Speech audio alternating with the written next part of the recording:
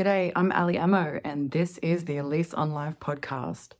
I've recently written a book called Detangling the Web of Life, the complete guide to understanding you and everyone else. It's all about this crazy philosophy of mine called the web of life. You may have actually heard that concept before. Some people have, some people haven't. Either way, I just figured, why the hell not? Just whip out a potty to bring the philosophy and the book to life and start a conversation with the world. Now, if you listened to the first episode, I applaud you for starters, because that was a bit of a mission. That was a full hour and it was a lot of information, so I am grateful and would love to hear your feedback. I'm curious to know if I explained it well enough that you saw it the same without the visual, but it hits differently because usually it's introduced beginning with a visual. So something you need to be aware of. And for those of you who didn't listen to the episode, I'll try and fill in the gaps for you so you're not completely lost, but it's worthwhile definitely to go back and listen. So originally, the 3 spheres wasn't using the same language that I used for the book, and obviously how I introduced it to you in the podcast. And the reason was I had to shift from what I originally had to make the information easily digestible and understandable, and you didn't get lost with any kind of more technical information. So I simplified it strategically with the premise that if you're 7 years old or 70 years old, you should be able to understand it the same. But there's a very important reason that the 3 spheres were named differently originally. So it wasn't the world sphere, the social sphere, and the self sphere. And getting into this side of your web of life and this particular fundamental element, you'll completely understand why. It was global for the world sphere, societal for the social sphere.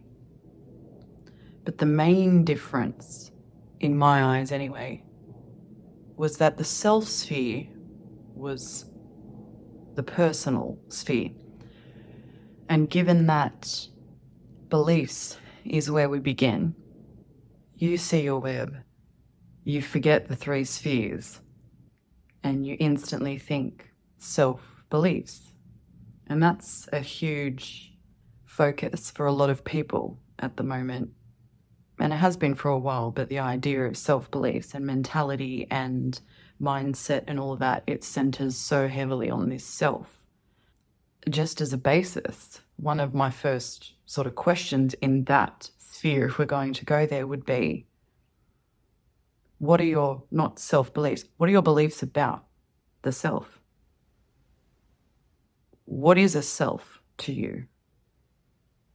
Are you yourself? You know what I mean? You start going down that path, because I wanted to shift the idea of my beliefs about myself.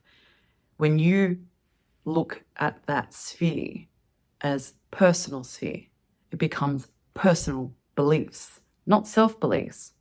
Because to be fair, like I said at the start, and like I will continually say, don't look from the self sphere out. Always look from the world sphere in. Because when you take a global perspective on your web of life, things make far more sense than if you start from the inside out. So my first question, now that I've remixed the self into the personal sphere, is what are your personal beliefs about the pyramids of Giza? And the answers that will come out of you are far more vast than asking a 7-year-old and a 70-year-old and looking at the difference between the 2 answers. What can come out of even 6 people that are the same age, who grew up together in the same place and had access to the same traditional mainstream forms of education? those answers will be just as vast as between the 7 and the 70-year-old. You might get people who are so intrigued and so fascinated and have done such a significant amount of independent research from a wide variety of sources that it becomes an impossible question to answer in a simple sentence. Meanwhile, some people are like, I have no idea. It's a big mystery. What if I was to tell you that I have I don't know what to call him. I think mystery solver just makes it less fun than what he actually is. It's not even about debunking. You need to watch or listen to the second episode. But I'm making this before. I made that one because life happened. Ooh. And it didn't go down as planned, but it wasn't meant to, clearly. And so I'm remixing it and put my thing down and I'm flipping it and reversing it. So if I asked you, what are your personal beliefs about the pyramids of Giza? And just to make it simple, only the Great Pyramid. What are your personal beliefs about the Great Pyramid?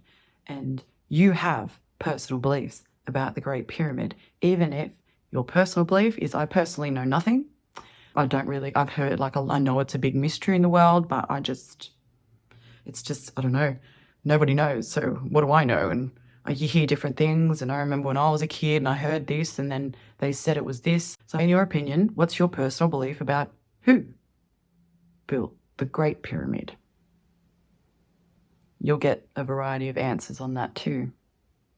Because some people will say, it's not a who, it's a what. What built the Great Pyramids? If I said to you, do you know how they built the Great Pyramid? And I told you, I'm someone who's actually figured that out with evidence. Check out Ep 2. I'm so excited for that ep and what's going to come out. It's going to be brilliant. But the idea is, through the personal sphere, your personal beliefs will be challenged in that episode.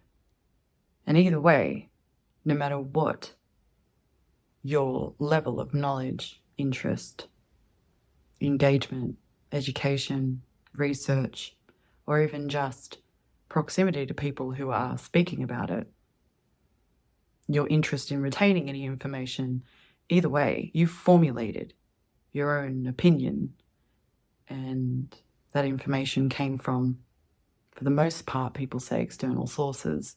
This is why I think Laz is such a true treasure on this planet, because his stuff is firsthand.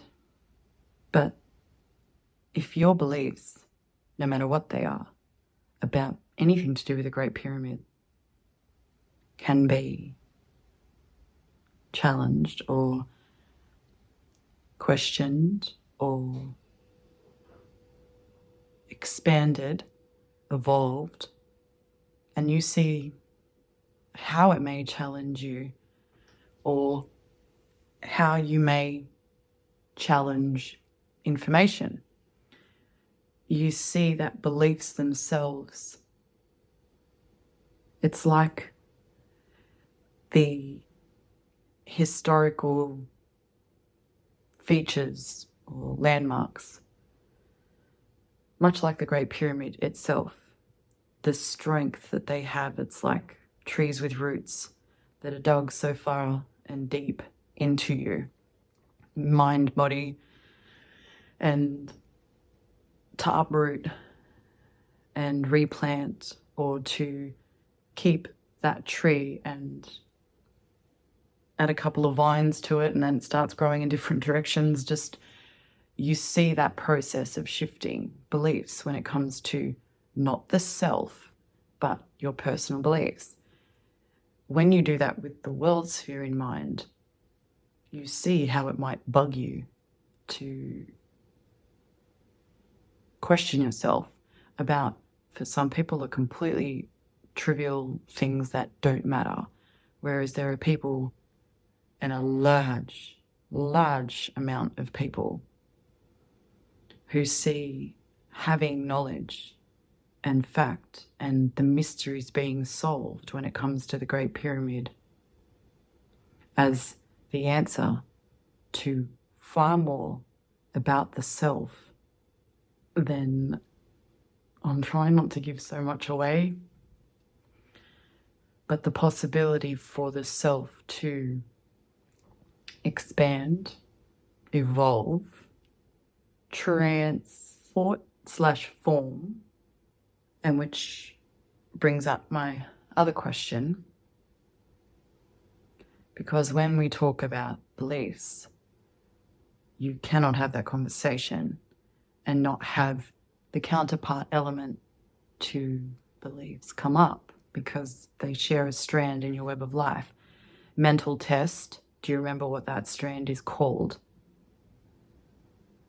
There's a word that connects the words belief and history. And history is a big trick to remember the T word, the time strand. If I was to tell you, for example, that there is a chronological, predictive, Laz uses the word prophetic or prophecy kind of thing, inside the Great Pyramid. And I think when you say the word predicted, you think about those in history who had beliefs about things that would happen in the future and maybe said them or wrote them down. This is carved into stone with increments representing time, like the markings on a ruler represent distance. Is that something you could believe, would believe, do believe, have heard of before? Do you think who cares? What are your personal beliefs about that information? And if, let's just say for argument's sake, if your history, planetary history, is etched in stone with significant historical moments plotted and dated and expressed in, I can't say the answer to that. I haven't actually seen it. I'll let Laz tell this story. And if this is piquing your curiosity, please let us know, make a comment, send a direct message, do something that asks the question, do you think it's possible that events in your life, like the history of you, your story, is in any way, shape or form written in stone? Personally, do you believe in fate? That's what people say. Do you think your life is completely fated? Do you believe we all have a specific destiny and we will follow it? Do you know what I'm saying? But I haven't really gotten into too much of your personal web of life, you could argue, because I'm taking you from the world sphere into the self sphere. And I'd also like to remind you that the sphere I skipped was intentional, because a lot of your beliefs were more a product of the influence or infliction of beliefs, even beliefs about history, inflicted on you by those in your social sphere or your societal sphere, in that the society that you lived in, were educated in, family and friends and any religious figures and affiliations. All of these things influence your beliefs about history and your particular history of beliefs within you. So I also asked, just as a basis, what are your beliefs about history? And what's your historical knowledge about beliefs? Not just your own, just in general. There are some people who have looked at all the colours of the rainbow, we'll say. There are people who only see red, blue, yellow. There are some people who step outside the primary colours and start mixing. Oh yeah, I like the blue-green combo, you know what I mean? I'm more orange. I even question how much I should question you versus how much I should tell you my own personal answers to these questions. Because when I travelled Egypt myself and developed relationships with lots of different Egyptian people, even my YouTube editor, Egyptian, and he asked me what religion I am. And my answer was, I'm all religion and no religion. I said, but what do you believe? I believe in all and nothing. Which one is right? They're all right and they're all wrong. And it couldn't be fathomed. When you look at, we'll just ignore the world sphere and just look at the society, the social sphere. Just think about the country that you live in, the country that you grew up in, or if it wasn't personal experiences and it wasn't such a big thing in your particular country, which is interesting if the history of your country hasn't been impacted by beliefs. Beliefs itself has fueled the division of regions of the world, countries of the world, states, territories, and provinces within countries of the world. It has divided communities and societies. It's divided family members, friends, marriages, relationships just in general. The thing that is supposed to connect us hasn't the way it should have. And so part of my intention with the Web of Life philosophy and working with individuals and groups, by the way, you're part of a group. We're a little community or a little society, if you haven't noticed. We might be disconnected, but we are all connected in the Web of Life. The point is to bridge some of those gaps, heal some of those wounds, expand ourselves and our planet. And it starts with you. It starts with me. It starts with us, all of us. And I just want to start a convo. That's it. That's all I want to do. Start talking, start sharing, start connecting. Even if you disagree, I don't care. That's not my point. My point is not to be agreed with. My point is to start a conversation, a discussion. Let's talk about life. Let's talk about the world, this planet. Let's talk about the people in the societies and the times. I have faith that this conversation that we're starting will make a big difference, even if it's just in our own lives, because you want to talk about a collective consciousness.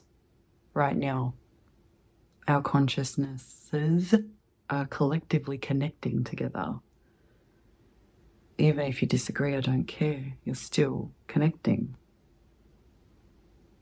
And if we can grow, expand, and evolve together, please fill in my gaps. Let us heighten our understanding. And your perspective is very different to mine. You'll see things in the Web of Life philosophy that I can't, because I created it and my perspective of it is different because of that. It's not like I invented a martial art and you can't bust out a move of your own and me say, well, that's not how this works.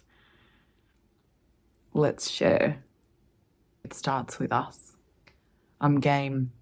I don't know how the comments thing works on a podcast, but you can DM me hard. That's going to be misinterpreted.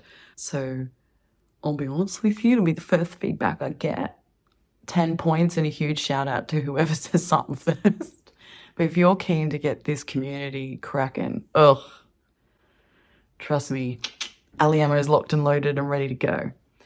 So thanks for being here with me for this ep.